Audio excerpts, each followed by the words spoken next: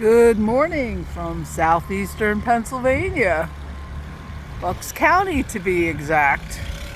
Do you guys think I can dig out by Friday? I'm leaving Friday for Florida. I don't know.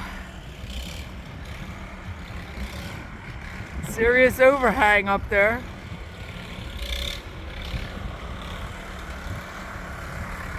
We are in a winter wonderland.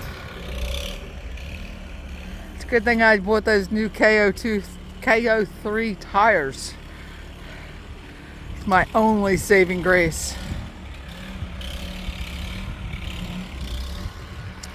I have wonderful neighbors.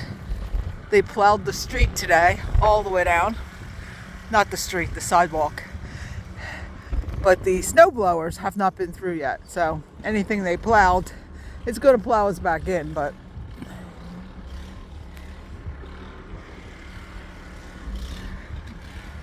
we certainly have our work cut out for us today. Hubby's over here already with the snow blower, trying to put a dent in some of it. Oh, still snowing and still blowing. And it's like 10 o'clock in the morning, so see you later. Dar's Adventures.